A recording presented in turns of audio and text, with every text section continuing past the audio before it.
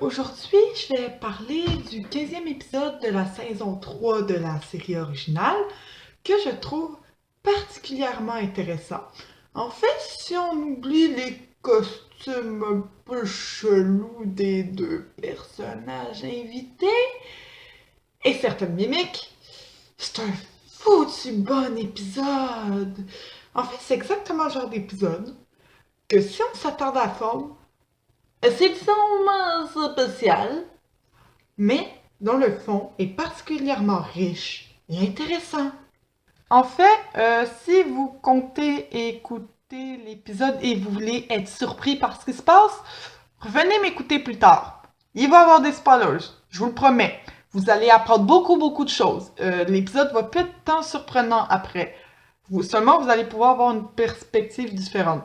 Si vous voulez être surpris, je vous propose d'aller de l'écouter, de revenir m'écouter, avoir une perspective. Sinon, écoutez-moi, vous allez avoir une perspective différente. Voilà. Bonne écoute. Donc, je vais vous faire un résumé de l'épisode. En gros, il y a un maraudeur de la Fédération qui a été volé à la base 4. On s'en fout un peu c'est quoi la base 4. Je le précise pour aucune raison. L'Enterprise le détecte sur ses radars, un peu par hasard en fait, et il réalise qu'il y a une forme de vie humanoïde à bord, mais pas super en forme. Là, ils finissent par découvrir que c'est un être à moitié noir, à moitié blanc. Genre, mais tu sais, quand je dis noir, c'est pas brun, c'est noir, noir. Puis l'autre, c'est blanc, quoi. Donc, au départ, ils pensent à une mutation génétique, quoi. Ils pensent pas que toute l'espèce peut être comme ça. C'est trop exceptionnel, en fait. Mais, ben, Billy arrive. En fait, il s'invite, il s'incruste. C'est même plus s'inviter, c'est s'incruster. Son vaisseau, en fait, il suivait parfaitement la trajectoire de l'Enterprise. Ils ont une technologie plus avancée, on va en reparler tantôt. Et il a foncé dedans. Son vaisseau s'est désintégré. Et lui, il était sur le pont. Voilà! Quand Bailey arrive, il exige de ramener Lokai sur Sharon pour qu'il soit jugé, étant donné qu'il est considéré comme un traître, un meurtrier, ce genre de choses-là. Évidemment, Kirk s'y oppose, parce que, by the way, il y a une mission. Donc, il dit après la mission, ben oui, on va le faire après la mission, là. Après que Kirk ait totalement refusé, Billy, avec de la télépathie, bloque les navigations et change de trajectoire sans que Chekhov puisse faire quoi que ce soit. C'est à ce moment que Lokai et Billy ont une altercation et que ni les gardes de sécurité ni les phaseurs peuvent les toucher. Ils ont une sorte de bouclier. Ça aussi, on va y revenir. Étant donné que Billy refuse de redonner les commandes à Kirk, et celui-ci déclenche l'autodestruction. Et là, c'est à ce moment-là qu'on a droit à des plans dignes des meilleurs westerns, avec les yeux, les gros plans, tout le... Je tenais à le préciser, quoi. En gros, la scène elle sert un peu à démontrer encore le courage de Kirk et à quel point son équipage est fidèle. Donc, tout le long de l'épisode, Billy s'engueule, tente de convaincre l'équipage que c'est eux qui ont raison d'adhérer à leurs causes respectives, ce genre de trucs-là. Après la mission, Kirk veut faire route vers la base 4, mais Billy est pas trop d'accord. Donc, il en empêche. Il va à Sharon. Et là, il réalise que tout le monde est mort. Voilà. Ouais, quand j'ai dit qu'il allait avoir des spoilers, c'était vrai. Donc en gros, ça c'est résumé grosso modo. Je vais analyser l'épisode, donc vous allez en apprendre un peu plus au cours de l'analyse. Voilà. Bonne écoute. Peace. Donc vie et prospérité. En fait, il y en a tellement à dire sur cet épisode que je sais même pas par où commencer. Genre, on pourrait même juste parler du titre et de sa traduction. Oui, je peux faire de la matière à partir de ça. Oui, monsieur. Oui, madame. Oui, mon enfant. Le titre original est Let That Be Our Last Battlefield, qu'on pourrait traduire littéralement par que ce soit notre dernier champ de bataille.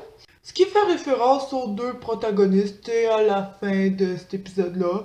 Donc, il fait référence au thème principal, mais controversé à l'époque. Tandis que la traduction francophone, le dilemme, fait référence à la situation de l'équipage, surtout de Kirk, on est d'accord, et du thème plus secondaire, quoique très exploité, et moins tabou à l'époque. Les thèmes, on va y revenir dans quelques instants. Ne vous inquiétez pas. Non, ne vous inquiétez pas. Voilà. Ce qui tend à prouver la nécessité du message de cet épisode. Donc, pour vous situer, le thème principal, je dirais que c'est le racisme. Vous allez comprendre pourquoi j'ai l'air d'être c'est très évident. Ah oui, c'est évident, monsieur. Ah oui, oui, oui. Mais le principe de non-intervention et la haine sont des thèmes très présents dans cet épisode-là aussi. Le racisme est un thème très présent, en fait, dans la série originale. Roddenberry était très avant-gardiste, en fait, prônait la paix, l'acceptation, etc., etc., etc., etc. Donc, Roddenberry, pour ceux qui ne le savent pas, en fait, c'est le créateur de l'univers de Star Trek. C'est lui qui a créé la série originale et qui a donné lieu à toute cette franchise. Donc oui, dans cet épisode, le thème du racisme te saute au visage. Tellement il est flagrant. Oui, oui, sautez au visage. Comme ça. Donc, c'est très flagrant, bourrin. C'est presque bourrin, en fait. Genre, au premier abord, tu peux faire comme « il me semble que ça manque de subtilité. » Mais pourtant, des subtilités, oh, qu'il y en a. Ben oui, il y en a. Et je vais vous les expliquer maintenant. Donc, Lokai est considéré comme étant inférieur car son côté gauche est noir. Et Bailey, c'est le contraire. Son côté droit est noir et son côté gauche est blanc. Donc, pourquoi le côté gauche? Non, mais ça pourrait avoir été choisi de façon totalement aléatoire, de façon totalement arbitraire, en fait. Ça pourrait avoir aucun rapport. Mais non! Je ne crois pas du tout que ça a été choisi au hasard. Je vous explique pourquoi maintenant. Pourquoi le côté gauche? Je dois avoir l'air d'une vraie folle. J'essaie de vous convaincre, mais probablement vous allez continuer à penser que je suis folle. Pourquoi le côté gauche? La main gauche a longtemps été mal vue. Encore aujourd'hui, ils sont tombés dans l'histoire de politique, idéologie, blablabla.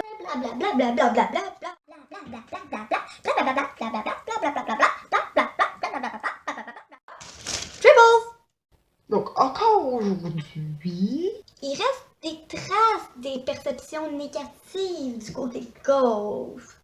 faites juste penser à toutes ces expressions du style se lever du pied gauche, avoir l'air gauche, passer la main gauche. Donc, tout ça, c'est pas très positif. On est d'accord. Non, c'est pas positif du tout, en fait. Donc voilà, la main gauche a longtemps été un symbole de magie noire, genre de choses-là. Donc le côté gauche a plus tendance à représenter le chaos, le désordre. D'ailleurs, c'est de cette façon-là que Bailey décrit Lokai et ses semblables. À plusieurs moments, il est décrit comme étant révolté, violent, désordonné, ingrat ou indiscipliné. Ça fait penser à la perception du côté gauche que je suis en train de vous parler, non? En tout cas, moi, ça me fait penser à ça.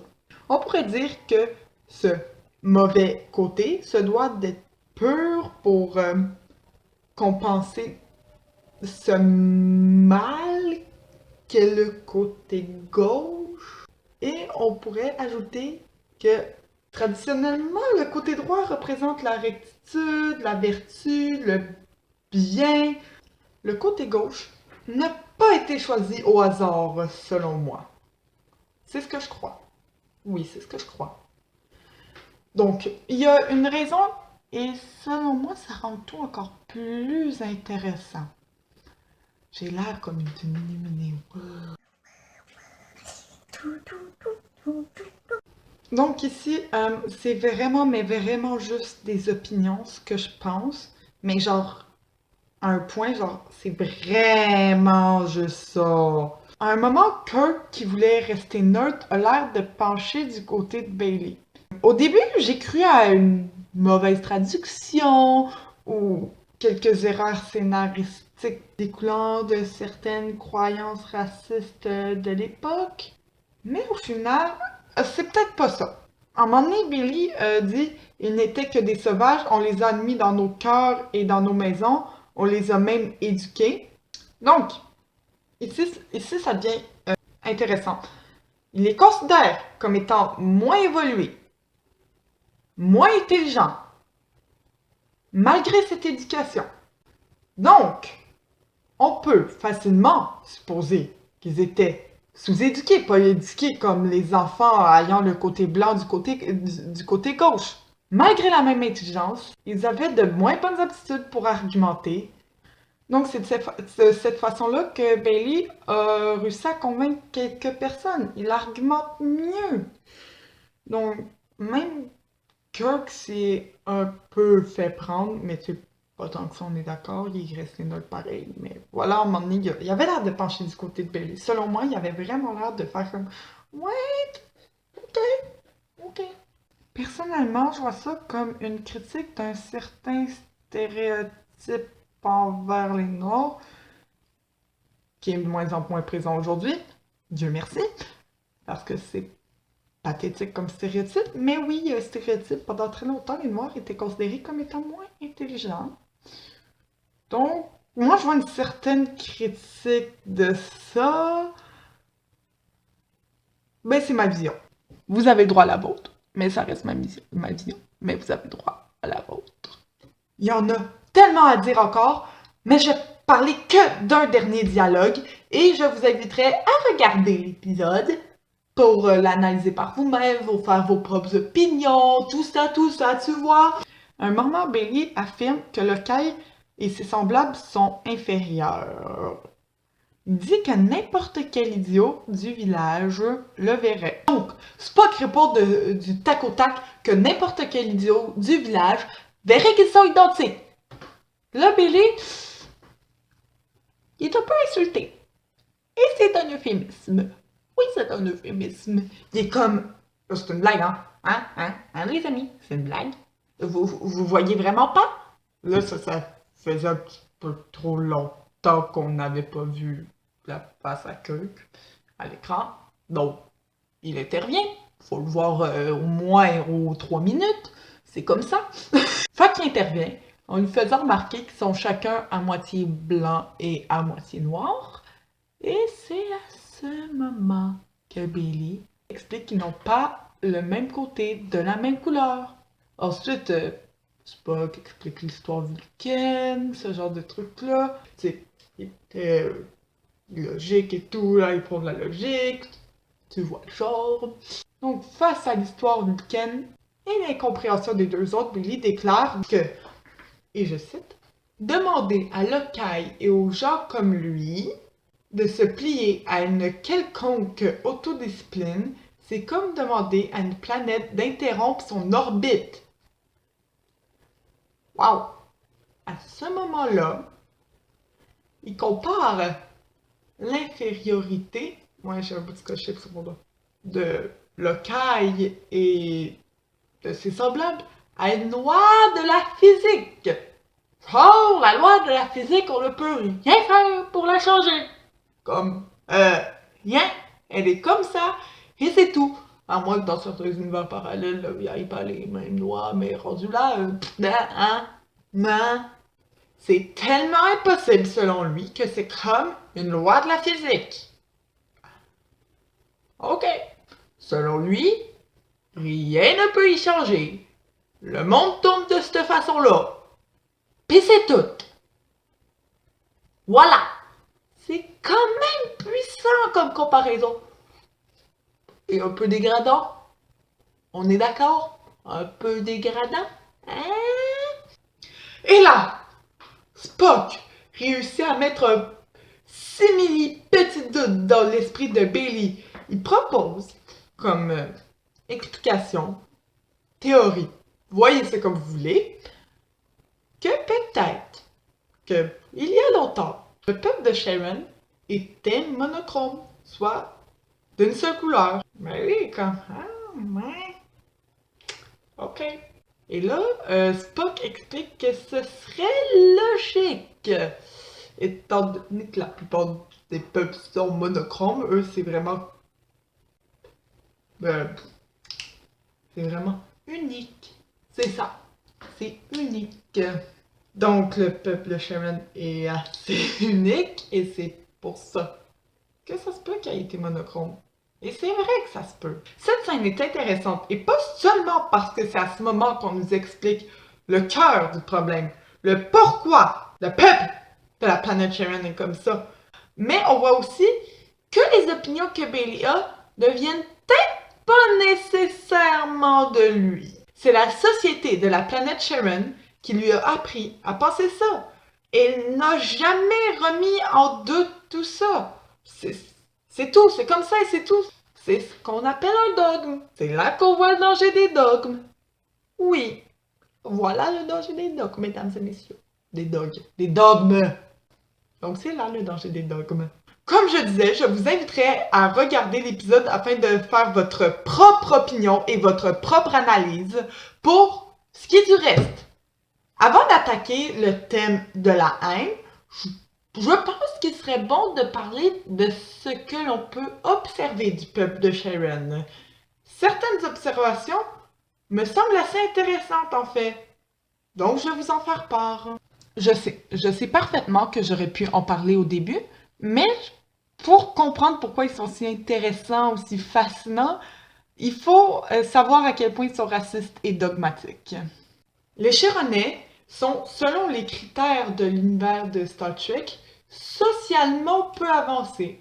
On ne sait pas s'ils étaient misogynes et tout ça, étant donné qu'on n'a pas vraiment de représentante féminine, mais on sait à quel point le racisme est présent dans leur mœurs. Donc, une des sous-espèces est suprémaciste et discrimine l'autre sous-espèce, mais malgré tout, leur technologie est bien plus avancée que celle de la Fédération.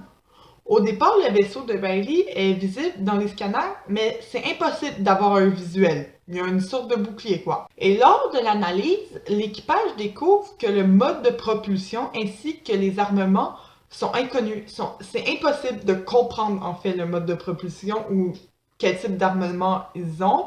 C'est une technologie inconnue à la Fédération, quoi. En plus, le vaisseau de Bailey, il peut suivre la trajectoire d'un autre vaisseau de façon parfaite. Oui, ceci est la trajectoire d'un vaisseau de façon parfaite. Puis, il finit par y rentrer dedans. Le vaisseau se désintègre, on sait pas trop ce qui se passe. Et Bailey est dans l'Enterprise. Technologie assez avancée, merci. De plus, lorsque Spock analyse la planète Sharon, découvre des villes technologiquement avancées et un vaste réseau de communication. Donc, sans connaître Bailey et Lokai, vu de cet angle, les Sharonais semblent très avancés et rien ne laisse croire qu'il pourrait avoir des conflits considérés si primitifs dans l'univers de Star Trek. Et ce n'est pas tout! Biologiquement parlant, ils semblent être bien plus développés que bien des espèces présentes dans l'univers de Star Trek. Lorsque l'équipage de l'Enterprise rencontre Bailey et Lokai, ce premier déclare que ça fait plus de 50 000 ans qu'il pourchasse Lokai. Ici, il faut mettre un petit bémol en fait. On connaît très peu la culture des habitants de la planète Sharon, donc il se pourrait que leur façon de calculer les années soit très différente que la façon utilisée par d'autres espèces de la Fédération. Autre possibilité, il se peut que leur planète fasse des orbites autour de leur Soleil de façon excessivement rapide, de la même façon que pour faire une orbite, la planète Vulcain prend 7 ans terrestres. Ça reste une possibilité, étant donné que lorsque ils retournent sur la planète Sharon, le peuple au complet est exterminé. Ils en avaient aucune idée, mais ça prend pas 2 jours à un peuple à s'exterminer de cette façon-là, qui vivent beaucoup plus longtemps, peut-être pas plus de 50 000 ans, mais ça se peut qu'ils vivent beaucoup plus longtemps que les autres espèces présentes dans Star Trek. En plus de vivre un bon moment, les habitants de Sharon ont certaines capacités plutôt étonnantes, disons. Ils semblent posséder une sorte de bouclier pouvant non seulement repousser leurs assaillants, mais aussi de les protéger de tirs de phaser. Quand on tire sur eux en mode mortel, ils repoussent les tirs de phaser, littéralement. Ça se peut que ça soit technologique, mais étant donné le nombre d'années, le cahier fugitif, ça se pourrait que ça soit brisé, qu'il ait perdu des dispositifs ou whatever. Puis Bailey a exactement le même dispositif.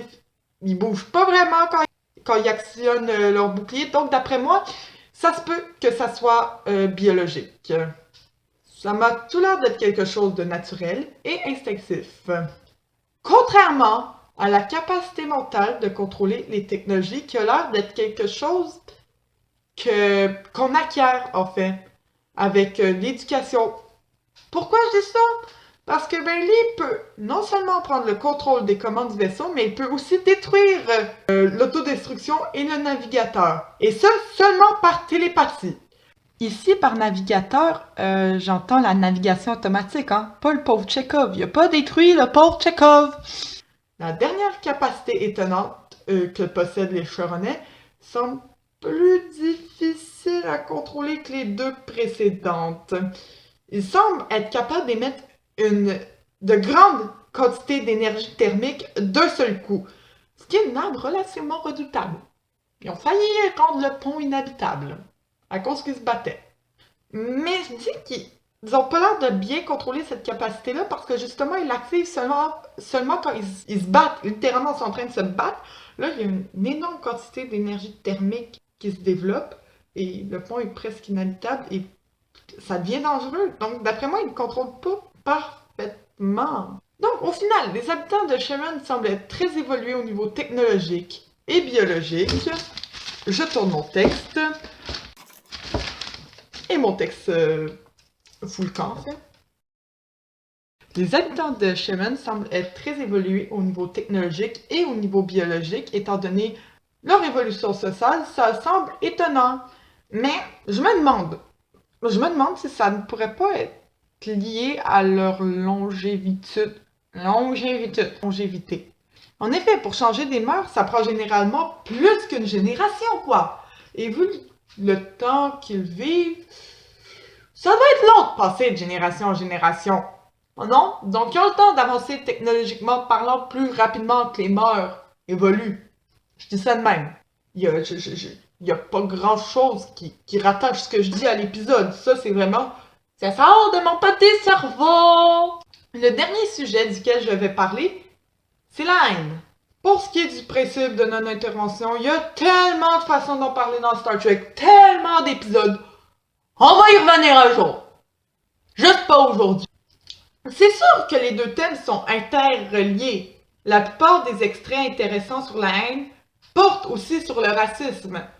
C'est normal, c'est deux thèmes interreliés, quoi. Mais il reste des éléments intéressants à aborder. Premièrement, lorsque Lokai se réveille à l'infirmerie, il réagit immédiatement avec violence et méfiance. Tout de suite, il se méfie. C'est instinctif. Il se méfie et il est sur la défensive. Mais à un point, on peut pas lui en vouloir vu qu'il commencé sur la planète Sharon, comment sa vie est. C'est un fugitif, tout ça. C'est normal qu'il soit méfiant. On peut pas lui en vouloir, quoi. C'est toute sa vie. Mais le Kay n'a quasiment connu que la violence et l'oppression. Il a naturellement appris à se méfier et à haïr. Mais il n'a jamais appris à faire confiance aux étrangers, ce qui lui nuit. Quand quelqu'un est sur la défensive à ce point, on aura toujours tendance à croire qu'il cache des choses. C'est normal, c'est humain. Et c'est exactement ce que Kirk fait à la scène d'infirmerie. Tout de suite, il est comme pas sûr. Parlons de Bailey aussi. On pourrait s'arrêter à l'image superficielle de l'oppresseur raciste, mais je crois qu'il y a moyen d'aller plus loin. Bailey ne fait que suivre ce qu'on lui a enseigné.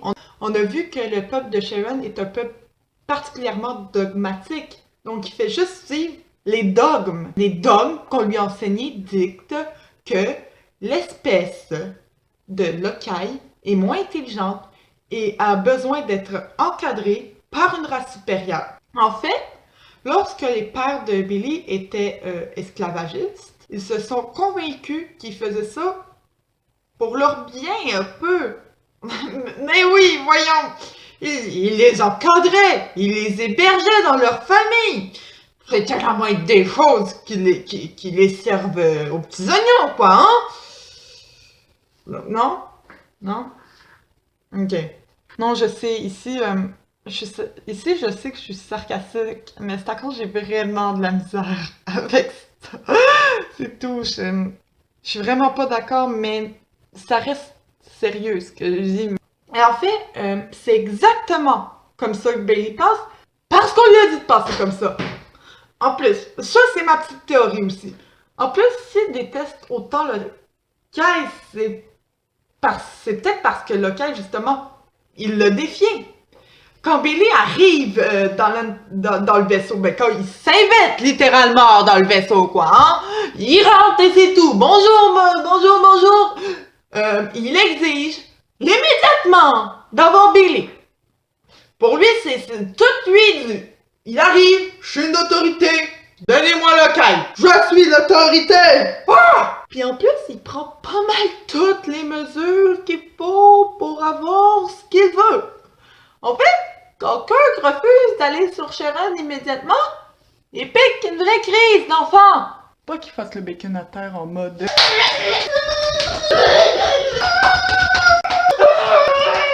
Lui, tout ce qu'il trouve à faire, c'est prendre le contrôle de l'Enterprise et juste go, on y va. Puis ensuite, il détruit l'autodestruction, il détruit ci, il détruit ça, envoie donc. Donc, les dogmes semblent très présents dans cette culture. Donc, probablement que l'autorité de Billy n'a presque jamais été remise en question. Ce qui explique certains de ses comportements, comme le comportement d'enfant, quoi. Pour finir, sur ce thème, je vais parler du dialogue final, que je trouve particulièrement intéressant. Donc, je vais vous lire le dialogue, mais ici, c'est une traduction ouverte faite par moi-même. Ça se peut que je me sois trompée à certaines places, mais je pense pas, j'ai vraiment vérifié.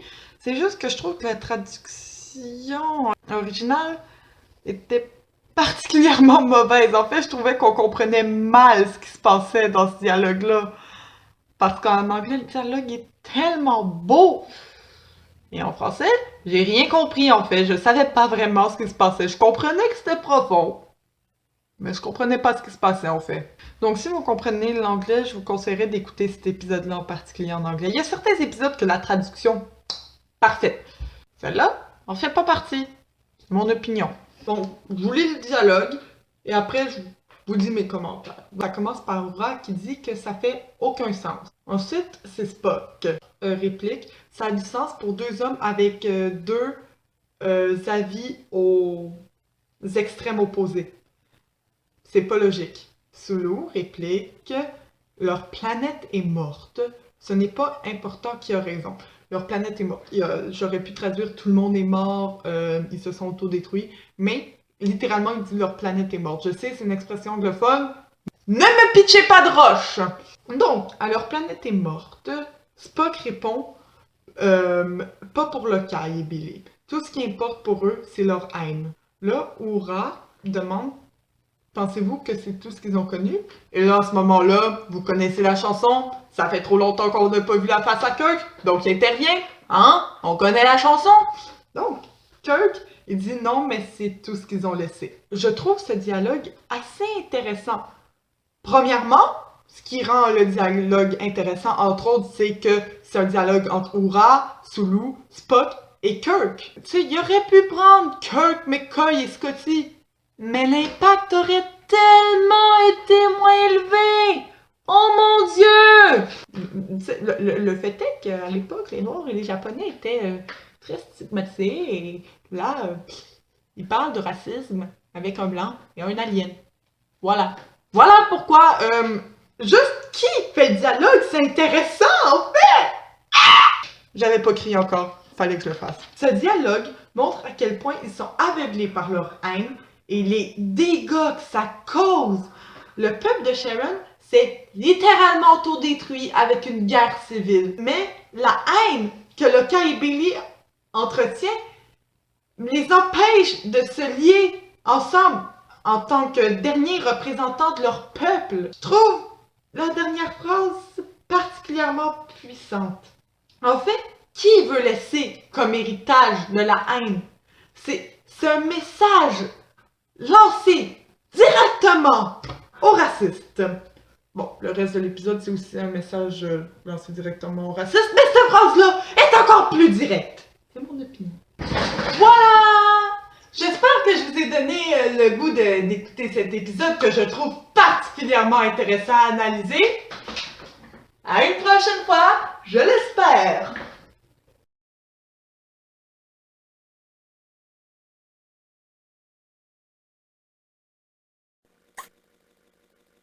Concentration! Donc, ici on insère le résumé, on coupe cette partie, blablabla. Putain, ça fait vraiment mal! Oh! Oh, je pense... Peux-tu casser le mot Seigneur? Oh my gosh! Ça fait mal! Oh my god, j'ai vraiment mal! J'en reviens pas! Maudit scotch tape. Et... Et voilà! C'est ça, j'en ai fait ça?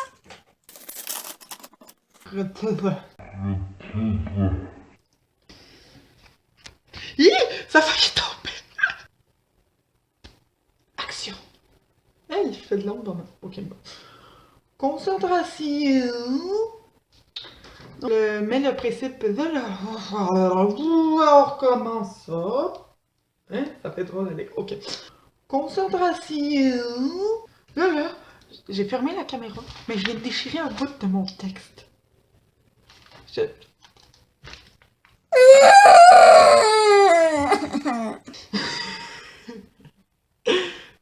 Je me suis perdu. Ok. Voilà. Et mon Dieu, que je patauge. Je patauge. Ok, donc. Oui, je dois fermer mon texte. Parce que je me suis marquée ici. J'ai oublié un bout de phrase. Oui, j'ai oublié des bouts de phrase quand j'écris. Donc, il y a plusieurs personnes qui doivent penser que je suis folle présentement. Oui, mon texte a failli tomber. Alors, mais discuter pour être sûr que tout ne sac pas le commentaire. Au pire, ça prend un autre bloopers. Comme si on n'avait pas déjà fait en 10 minutes, genre. Donc. Et là, je verrais que les répond quoi? Hop là, j'ai failli arracher la page au complet, oui. Ok. Change de page. Ah, autant.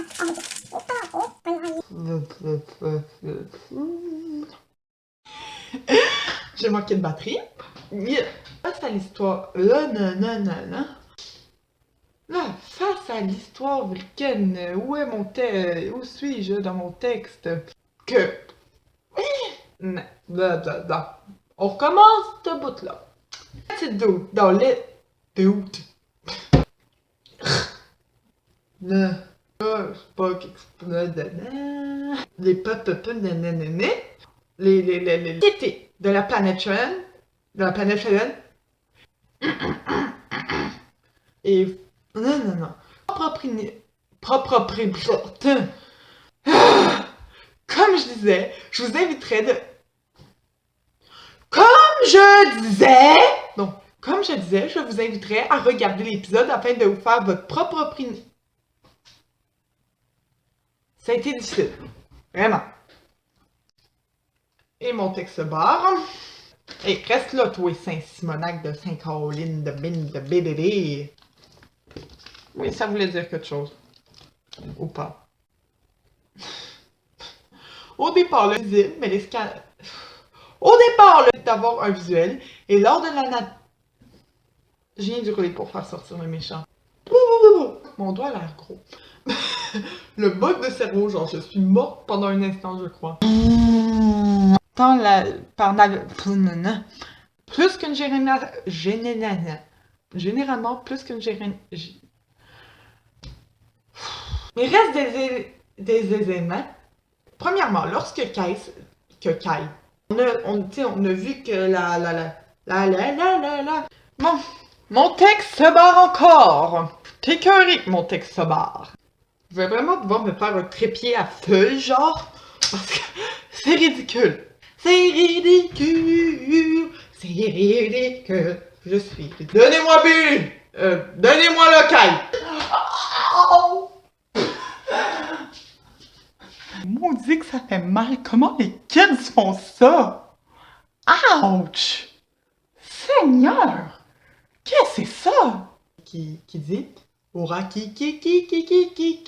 Donc, oui, faut encore que je recolle mon texte. Ah oui, reste là. Bon.